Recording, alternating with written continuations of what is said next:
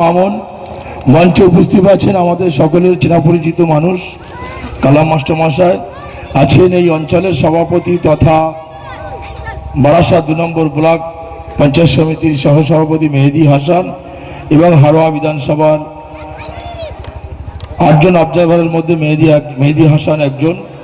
মঞ্চে আছেন জেলা পরিষদ উত্তর ২৪ পরগনা সাবিনা খাতুন, আছেন আমাদের এই অঞ্চলের প্রধান রাখি মণ্ডল, আমাদের পঞ্চায়েত সমিতির কর্মাধ্যক্ষ রোকিয়া, আছেন আমাদের ইয়াসমিন এবং আরেকজন পঞ্চায়েত সমিতির মেম্বার, যাই হোক সেটা আছেন সবাই, আছেন সাইফুল ভাই, তপুদা, রফিক ভাই, আমাদের অঞ্চল নেতৃত্ব এবং এই বুথের ২ জন মেম্বার, ২ সভাপতি শাহরুল ভাই এবং আজান আলী, আর আছেন আপনারা। মূল বক্তব্য, আমরা কেন আজ মিটিং করতে এসেছি আপনারা জানেন। ইতিমধ্যেই আমাদের বিধানসভা নির্বাচন শুরু হয়ে গেছে। 23 এপ্রিল এবং 29 এপ্রিল আমাদের ভোট, নিজেদের ভোট নিজেদের দিতে হবে। সেই জন্য বাংলার মুখ্যমন্ত্রী মমতা বন্দ্যোপাধ্যায়কে ৪র্থবারের জন্য নবান্নয় পাঠাতে হবে। তার কারণ মমতা বন্দ্যোপাধ্যায় সবসময় মানুষের কথা ভাবে, এলাকার কথা ভাবে, সমস্ত দিক থেকে প্রচুর উন্নয়নের কথা ভেবে মানুষকে একটা জায়গায় রেখেছে। এই জন্য মমতা বন্দ্যোপাধ্যায়কে তৃণমূল কংগ্রেসের প্রতীক জোড়া ফুল চিহ্নে ভোট দিয়ে ৪র্থবারের মতো নবান্নয় সুযোগ করিয়ে দিতে হবে। কাকে দিতে হবে? মমতা বন্দ্যোপাধ্যায়ের প্রার্থী মুফতি আব্দুল মাতিন সাহেবকে আমাদের হারোয়া বিধানসভার ক্যান্ডিডেট করেছেন। সেই মাতিন সাহেবকে ভোট দিয়ে বিপুল ভোটে জয়যুক্ত করে মমতা বন্দ্যোপাধ্যায়ের হাতে তুলে দিতে হবে। মমতা বন্দ্যোপাধ্যায় ক্যান্ডিডেটকে নিয়ে নবান্নয় গিয়ে বসবে। আবার সেই ১০০-র অধিক প্রকল্প, সেই প্রকল্পের টাকাগুলো পরপর ছাড়বে। ঠিক সেরকম একটা জায়গায় দাঁড়িয়ে আজকে আমাদের বক্তারা, ঝন্টু ভাই যারা বক্তব্য দিয়েছে আপনারা শুনেছেন, মুসলিম এলাকায়গুলো কিভাবে মুসলিমদেরকে বিভ্রান্ত করছে তার কিছু নজির আপনাদের সামনে আমাদের বক্তব্যের মাধ্যম দিয়ে দিয়েছে, আমিও কিছু আপনাদের সামনে দিতে চাইছি। সুতরাং আপনারা জানেন, ধর্মীয় মেরুকরণ বাবরি মসজিদ করছিল হুমায়ুন কবির মুর্শিদাবাদে। আমাদের এলাকা থেকেও কিন্তু প্রচুর মানুষ ইট নিয়ে গেছে মুর্শিদাবাদে। এটা আবেগ, যে মসজিদ হচ্ছে, বাবরি মসজিদ ভেঙে দিয়েছে, এটা বাবরি মসজিদ হচ্ছে, সেই আবেগ। সেই আবেগটাকে কাজে লাগিয়ে হুমায়ুন কবির একটা দল ঘোষণা করলো, জনতা উন্নয়ন। মানুষ ফিদা হয়ে গেল, বিশেষ করে মুসলিম সমাজ ফিদা হয়ে গেছে যে হুমায়ুন কবির হেভি লোক, হেভি পাওয়ার, একটা বাবরি মসজিদ করছে, তারই সমর্থন। ঠিক এটা একটা দিক। আর একটা দিক, ফুরফুরা শরীফ হলো আমাদের একটা তীর্থস্থান। সেই ফুরফুরা শরীফ আমাদের দাদা হুজুর পীর কেবলা, 5 হুজুর পীর কেবলা শুয়ে আছেন। আমরা তাদেরকে আমাদের মাথার উপরে রেখে আমরা তা 21-22 জলসাতে যাই। আমরা সবাই, শুধু যারা আইএসএফ করছে তারা ফুরফুরা ভক্ত, তার 10 গুণের 100 গুণের বেশি আমরা বেশি ফুরফুরা ভক্ত। সুতরাং এই ফুরফুরা শরীফকে সামনে রেখে নওশাদ সিদ্দিকী এবং আব্বাস সিদ্দিকী যেভাবে মুসলিম এলাকায়গুলো গিয়ে মুসলমান ভোটগুলো কাটার একটা পরিকল্পিত একটা সিস্টেম তৈরি করেছে, সেই সিস্টেমটা কিন্তু বিজেপির দেওয়া। কারণ হুমায়ুন কবির সিআরপিএফ নিয়ে ঘুরছে, নওশাদ সিদ্দিকী সিআরপিএফ নিয়ে ঘুরছে। মমতা বন্দ্যোপাধ্যায় বাংলার মুখ্যমন্ত্রী কেন সিআরপিএফ নিয়ে ঘুরবে না? এটা ভাবতে হবে। সিআরপিএফ কারা পাওয়ার যোগ্য? এটা বিজেপির বুথ সভাপতি, তার সিআরপিএফ। তা ঠিক বিজেপির সাথে আঘাত রেখে নওশাদ সিদ্দিকীকে সিআরপিএফ দেওয়া হয়েছে এবং হুমায়ুন কবিরকেও সিআরপিএফ দেওয়া হয়েছে। ঠিক এই মুহূর্তে হুমায়ুন কবির ধরা খেয়ে গেছে। আইএসএফ এর সাথে যোগ দেওয়ার কথা ওদের ছিল, কিন্তু বিজেপি ওটা চাইছে না। বিজেপি চাইছে যদি আইএসএফ আর হুমায়ুন কবির যদি যোগ হয়ে যায় তাহলে ভোটটা একটা সাইড কাটবে, তাতে তৃণমূলের সুবিধা হবে। ঠিক ওটাকে ডিভাইশন করে হুমায়ুন কবির মসজিদে গিয়ে ভোট কাটছে, আইএসএফ আব্বাস সিদ্দিকী নওশাদ সিদ্দিকী ফুরফুরা শরীফ দেখিয়ে ভোট কাটছে। এমনটা মজায় বিজেপিকে জেতার একটা স্বপ্ন ওরা দেখে দুই ধারে হাজার হাজার কোটি টাকা করে ভাগ করে দিয়ে যে ভাই তুমি তোমার মতন সংগঠন চালাও, তুমি তোমার মতন সংগঠন চালাও। যদি তাই না হবে তাহলে 29টা সিট নিয়ে কিভাবে বাংলার বিভিন্ন গ্রামে প্রচার করছে মুখ্যমন্ত্রী হবে। মুখ্যমন্ত্রী কিভাবে হবে? মুখ্যমন্ত্রী হতে গেলে তো 200 সিট লাগবে, কিন্তু মোট আইএসএফ এর প্রার্থী তো মাত্র 29টা। কিভাবে জিতবে? একটাও প্রার্থী জিততে পারবে না আইএসএফ এর বাংলার মাটিতে, এটা একদম পরিষ্কার। ঠিক মুসলিম সমাজকে এইভাবে একটা ভাওতা দিয়ে হেয় করার চক্রান্ত করছে। আপনারা ভেবে দেখুন, আমি যে কথাগুলো বলেছি কথা ঠিক না ভুল। সোশ্যাল মিডিয়ায় দেখবেন মমতা বন্দ্যোপাধ্যায়কে নিয়ে বিরাট কুৎসা করছে। আমরা একটা টাইম দেখেছি শাসন, তবে বারাসাত 2 নম্বর ব্লক তথা পশ্চিমবঙ্গ সিপিএম এর একটা 34 বছর রাজ চলতো। কি রাজ? সন্ত্রাস, খুন, ধর্ষণ, দোকান ভাঙা, জমি লুট করা, এর জমি জোর করে দখল করা, সেই সিপিএম। আমরা 2011 সালে আমাদের দল ক্ষমতায় এসছে। আমরা সেই সিপিএম আমাদের বন্ধু হয়ে গেছে বহু সিপিএম, কিন্তু এখনো কিছু কিছু দুটো একটা সিপিএম আছে। আমি এই কথা বলছি যে আমাদের সাথে যে সিপিএম গুলো এক জায়গা হয়েছে আমি তাদেরকে কিন্তু বলছি না। যারা আছে এখনো বেঁচে 2-1 টাকা হাট করতে গেলে দুটো খুচরো পয়সা পাচ্ছে সেরকম বেঁচে আছে, তারা সামনে দিয়ে আসার ক্ষমতা তাদের নেই, কিন্তু খাম চিহ্ন ধরে ফুরফুরা শরীফের অজুহাত দেখিয়ে এই এলাকাটাকে কায়েম করার চেষ্টা করছে। আমি সেই বন্ধুদেরকে পরিষ্কার কথা বলবো, এই এলাকায় বহু সন্ত্রাস হয়েছে, অনেক মানুষ খুন হয়েছে, অনেক অত্যাচার হয়েছে, আমরা প্রচুর কেস খেয়েছি, আমরা জেল খেটেছি, অনেক অর্থ বিনিময় এলাকায় শান্তি বজায় রেখেছি। সুতরাং আপনারা যদি চাইছেন যে এলাকাটাকে ফের সন্ত্রাস করবে, আবার বোমের আওয়াজ হবে, আবার গুলির আওয়াজ হবে, আমরা কিন্তু সেই বন্দীদেরকে হুঁশিয়ার করতে চাই আগামী 4 তারিখ আপনাদের সাথে বিজয়ের সাথে সাথে কিন্তু আপনাদের ওই বদলা আর নাই, বদলই চাই, অরিজিনাল বদলা চাবো এবারে, সেটা কিন্তু মাথায় রেখে দেবেন। আমাদের মমতা বন্দ্যোপাধ্যায় বলেছিলেন বদলা নাই বদল চাই, কিন্তু তার উল্টোটা আমরা এবারে করব, এটা কিন্তু আপনারা মাথায় রাখবেন। এই 2-4টে যারা আইএসএফ ঘুরছে, আমিনপুর থেকে, পলতাডাঙ্গা থেকে, দুগদিয়া 2 জন আছে, এরকম কয়েকটা ছেলে আইএসএফ এর ফ্ল্যাগ নিয়ে মেরে তারা ভাবছে যে আমরা এলাকা দখল করে নিচ্ছি। আরে ভাই, অত সহজ নয়। আমরা সিপিএম এর দুর্দান্ত প্রতাপ, তৎকালীন শাহেনশাহ, বাদশাহ, মুজিদ মাস্টার নিজে, মমতা বন্দ্যোপাধ্যায়ের উন্নয়ন থেকে মুজিদ মাস্টার নিজেই তৃণমূল কংগ্রেসে ভোট দেয়, মুজিদ মাস্টার নিজে ঘরজাত হয়ে গেছে।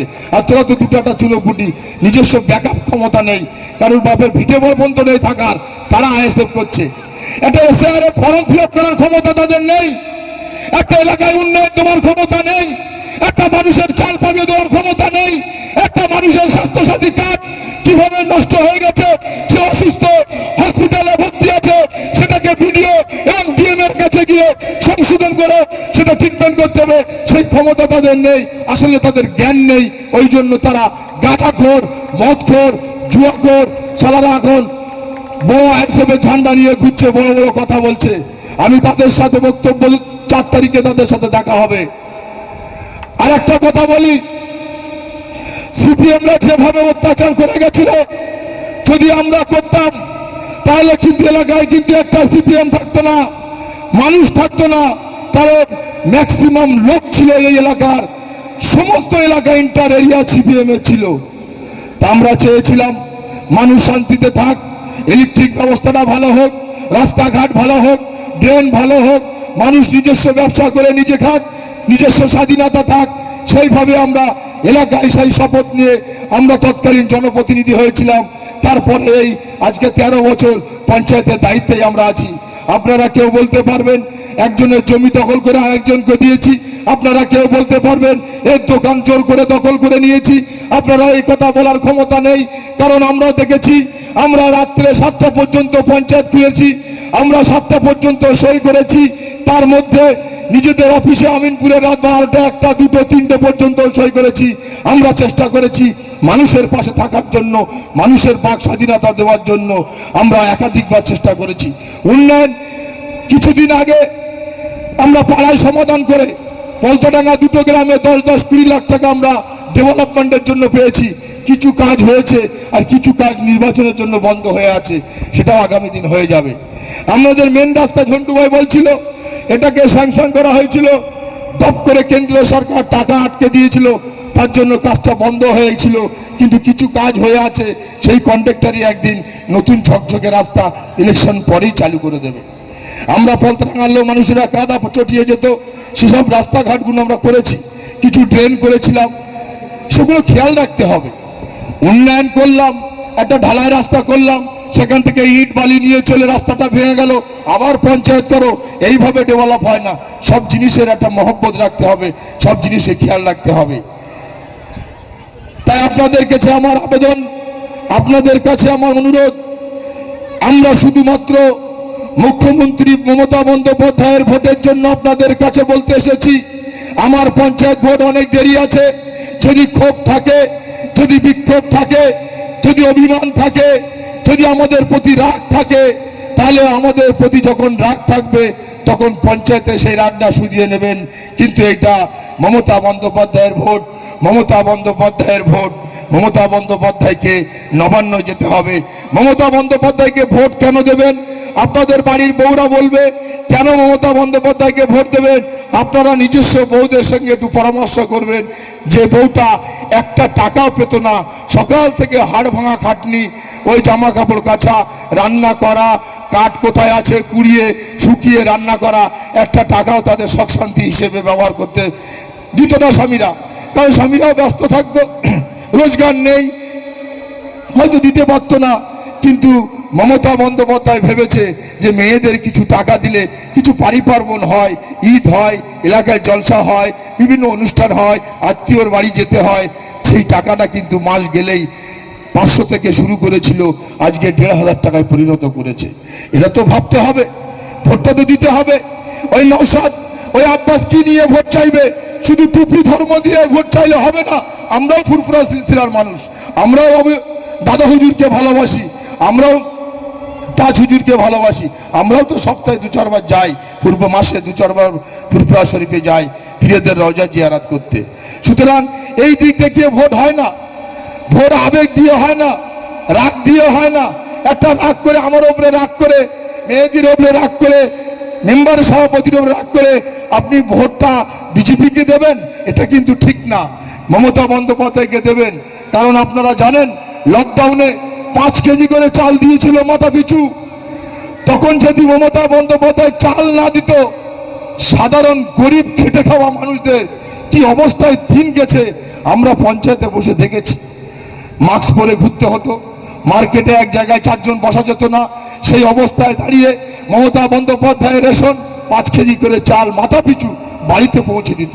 এই ভালোবাসাটা তো দিতে হবে। আমরা হাড়োয়াতে দিদি এসেছিল, দেখেছি কি অবস্থা। 65-69 বছর বয়স, তার শরীরের থেকে তাকালে নিজের খুব দুঃখ হয়, কষ্ট হয়। আমি ভাবছিলাম বসে বসে যে মমতা বন্দ্যোপাধ্যায়ের চেহারা এত খারাপ কেন, এত দুর্বল হয়ে গেল কেন।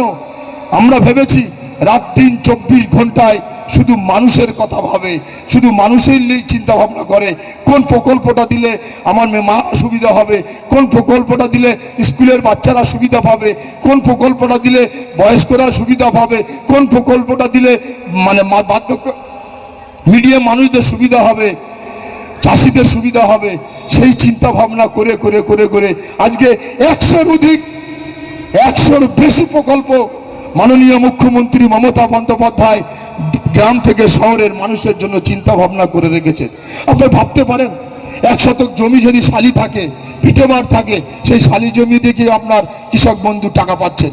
ওই কৃষক মরে গেলে 60 বছরের মধ্যে আবার সেই ফ্যামিলিকে মমতা বন্দ্যোপাধ্যায় 2 লাখ টাকা দেবে। আবার ওই মরার অবস্থায় যদি দাফন কাফন হয় তাহলে 2000 টাকা দেবে। আবার ওই বাচ্চা যদি হয় তাকেও টাকা দিচ্ছে, স্কুলে সাইকেল দিচ্ছে, কন্যাশ্রী 25,000, রূপশ্রী 25,000 মমতা বন্দ্যোপাধ্যায় দিচ্ছে।